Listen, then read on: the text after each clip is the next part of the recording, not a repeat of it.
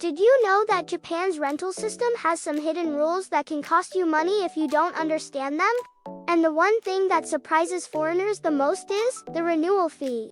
You might think, wait, do I have to pay just to keep living in the same place? That sounds strange, right? In this video, I'm going to break down everything from what this renewal fee actually is, to how you might avoid paying it in a super simple way. Just knowing this will make your apartment search in Japan way easier. First, let's talk about what a renewal fee actually is. Simply put, it's a fee you pay to continue living in your current apartment. In Japan, most rental contracts are set for 2 years. So after those 2 years, you'll be asked, do you want to keep living here? If your answer is yes, then you need to renew your contract. And that's when you pay the renewal fee. So why does this system even exist? Nowadays, it's often treated like a kind of service fee instead of raising the rent suddenly. Another important point is that renewal fees are not required by law. However, if it's written in your contract and you signed it, then it becomes a contractual obligation, which means, in most cases, you do have to pay it.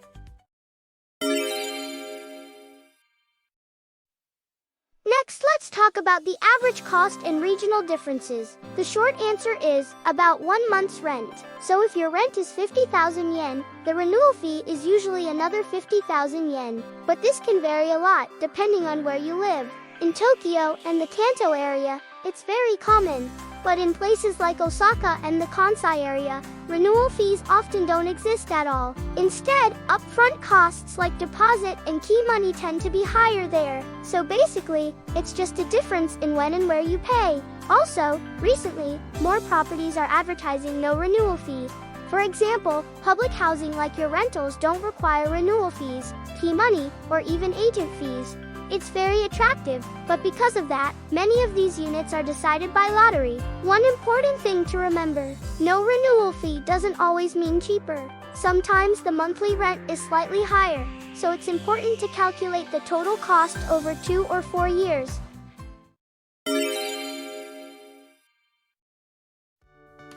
Now, let's go through the renewal process and important points you need to know. There are 4 basic steps. Step 1. You receive a renewal notice. This usually arrives about 1 to 3 months before your contract ends by mail or email. At this point, it's best to start thinking about whether you want to stay or move out. Step 2. Check and return the documents. This part is extremely important. The renewal agreement will show whether your rent or conditions have changed. In some cases, the rent might go up slightly, or the management fee might change. So don't just skim it. Check everything carefully, and only sign if you agree. Step 3. Pay the fees. This is where many people think, wow, this is expensive. In addition to the renewal fee, you'll often need to pay for fire insurance and a guarantor company renewal fee. So the total cost can easily reach tens of thousands of yen, sometimes over 100,000 yen. If you're not prepared, it can feel like a big burden. Step 4. Receive the new contract. Once everything is done, you'll get a copy of your updated contract. This is a very important document, so make sure you keep it safe until your next renewal or move out. Now, let's talk about an important decision. What if you don't want to renew? A lot of people think, if I have to pay this, maybe I should just move. And that's totally fine. But in Japan, most contracts require you to notify at least 1 month before moving out. This is called the notice period. If you're late, you might end up being treated as if you renewed, or you may have to pay extra rent. So the best timing is to decide as soon as you receive the renewal notice. Also, there's one more thing people often overlook, the type of renewal. There are actually 2 types. The first is mutual renewal, which is what we've been talking about, signing documents and paying fees. The second is automatic renewal. This means if neither you nor the landlord says anything, the contract continues under the same conditions. In many cases, no renewal fee is charged for this type, so depending on your contract, the process and cost can be completely different. Make sure you check your contract carefully.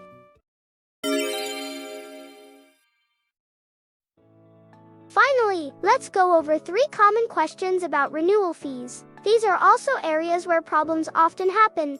Question 1. Can I pay the renewal fee by credit card? In most cases, payment is done by bank transfer. That's still the standard.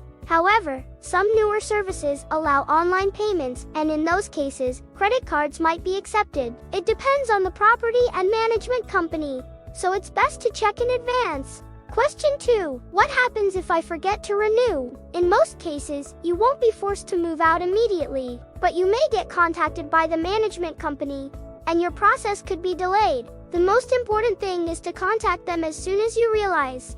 Question 3. Do share houses also have renewal fees? This depends entirely on the property. Some have renewal fees, and some don't. Also, some contracts are shorter, like renewing every year instead of every 2 years.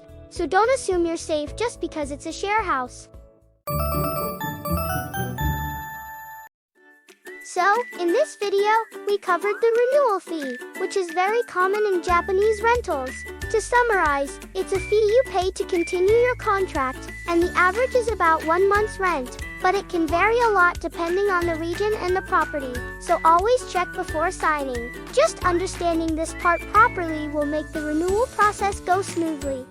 On mooovin, you can search for apartments in Japan from anywhere in the world. We offer support in Japanese, English, Chinese, and Vietnamese. So be sure to check out our official website from the link in the description. If you thought this video was helpful or interesting, please subscribe and hit the like button. Well then, see you in the next video. I'm cheering with all my heart for your happy life in Japan. Bye bye.